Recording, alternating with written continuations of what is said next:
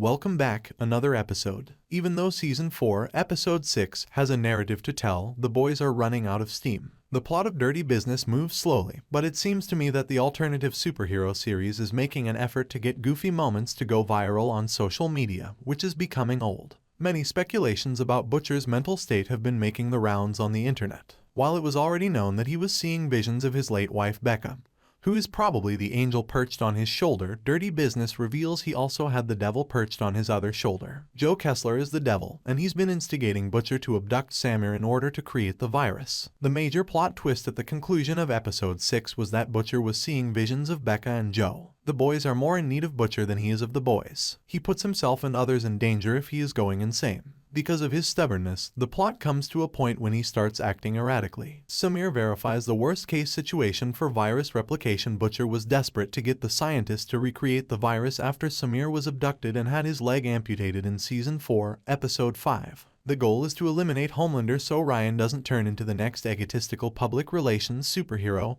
or villain. Everyone agrees that if Ryan turned into a Homelander, the entire world would fall apart. Even if he could replicate the virus, Samir offers a dismal prognosis for it. He informs Butcher that the virus will be highly contagious, unstable, and airborne following testing. The outcome would be extremely deadly, wiping out every super. Not just Homelander, but Butcher would risk his life to kill people near him. Butcher is in a precarious situation. He will be tempted to act in Ryan's best interests, but doing so would put his safety in jeopardy. Homelander is seeking a political takeover, but Sister Sage is getting into a risk. Homelander, Sister Sage, and Victoria Newman go to Tek Knight's Manor in the middle of Episode 6 to attend a party with influential businesspeople and government figures. When Singer becomes president, they want to urge them to back a plan to remove him so that Newman can become president. However, there are drawbacks to being surrounded by the smartest person on the planet, particularly while they are suffering from temporary brain impairment. Sister Sage gets shot in the head by Mother's Milk, causing her to become dumb, before Homelander reveals his plans to the influential individuals there. Sage is therefore giggling and enjoying some chocolate cake in the room's corner, while the other prominent players remain unconvinced. Thankfully, Newman intervenes and approves of the plans to apply the 25th Amendment. She advises her affluent acquaintances to stand with her and behave sensibly. The only problem is that Homelander has no tolerance, so if his schemes fail because Sage can't get her head together, he'll take more drastic action. However, the boys have not yet shown to be effective in this Season 4 plot. Instead, the show is doing a good job of illustrating what might happen if Newman were to become the world's most powerful person in the event that they are unable to stop her. Huey at Tek Knight Mansion gets more than he bargained for. The boys want to snoop and infiltrate whenever Homelander and Vought are planning something, as usual. Although it is a recurring story aspect of the show, it is entertaining. Considering that Huey's father had recently passed away, I'm not sure why the boys sent him to Tek Knight's party dressed as Webweaver in order to learn about Homelander's schemes with Newman. Starlight shares these sentiments as well, particularly after Huey is brought to Tek Knight's bizarre sex dungeon. Homeland's fixation on breast milk persists. Never has a villain been more puzzling than Homelander, portrayed by Antony Starr. Episode 6 of Season 4 demonstrates Soup's insecurities and need for love and affection.